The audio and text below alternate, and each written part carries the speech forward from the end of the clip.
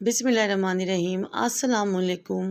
Cooking with Moni के साथ मैं हूँ मोनी अरशद। अल्लाह ताला आप सबका हामी और नासिर हो। वैसे तो आप सब ने अंडों की बहुत मुख्तलिफ रेसिपीज ट्राई की होंगी। अंडों के ऑमलेट के साथ साथ बहुत ही मुख्तलिफ कड़ीज। अंडों से ना सिर्फ ऑमलेट बनाए जा सकते हैं बल्कि इससे बहुत ही मुख्तलिफ और चेंज अंदाज में मज़ेदार से सालन या करी रेसिपी भी रेडी की जाती है।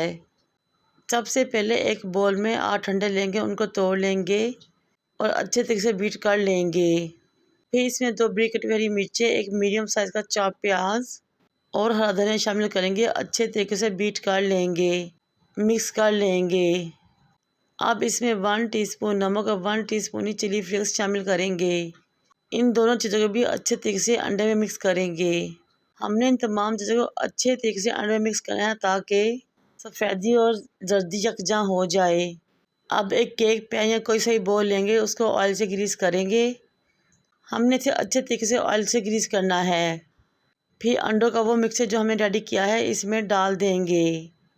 ये बहुत ही मुनफी मज़ा यूनिक रेसिपी है और मैं दावे से कहती हूँ इस तरह की रेसिपी आपको यूट्यूब पे कहीं नहीं मिलेगी। अब हम इसको स्टीम पे रख देंगे 8 से 10 मिनट के लिए, लेकिन इस दौरान हमें फ्लेम को थोड़ा हाई रखना है। 10 मिनट गुजरने के बाद अंडे स्टीम हो चुके हैं।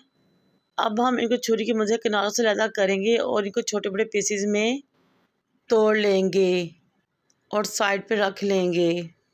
इस स्टेज पे मेरी आपसे रिक्वेस्ट है कि अगर मेरी वीडियो आपको अच्छी लगे तो मेरे चैनल को लाइक करें, शेयर करें, सब्सक्राइब करें और बेल आइकन को टच करें ताकि मेरी तमाम वीडियोस आप तक पहुँच सकें। अगेन एक बर्तन को चूल्हे पर रखें, उसमें आधे कप के राउंड अबाउट ऑयल शामिल करें। 2 मीडियम साइज़ के प्याज ने फाइन चॉप करें, इसमें शामिल कर दें। अब हमने प्याज को इतनी देर तक भूनना फ्राई करना है कि ये थोड़ा सा गोल्डन हो जाए। जब ये लाइट गोल्डन या ब्राउन हो जाए तो 1 टीस्पून फाइन चॉप अदरक और 1 टीस्पून फाइन चॉप लहसुन लेंगे, इसमें शामिल कर देंगे। खुशबू आने तक लहसुन और अदरक को भी फ्राई करेंगे, भूनेंगे। फिर मैंने 2 मीडियम साइज़ के टमाटर लिए, उनका पेस्ट रेडी किया और वो भी इसमें शामिल कर दिया।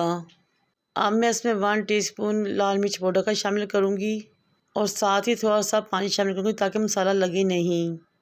फिर 1 टीस्पून नमक, 1 टीस्पून कश्मीरी लाल मिर्च पाउडर, हाफ़ टेबल स्पून ज़ीरा और हाफ़ टीस्पून हल्दी पाउडर शामिल करेंगे और मिक्स कर देंगे। अब मैं इसमें 1 टीस्पून कसूरी मेथी का भी शामिल करूँगी। इससे बहुत ही ज़बरदस्त शानदार फ्लेवर आएगा हमारी इस मज़ेदार सी रेसिपी का।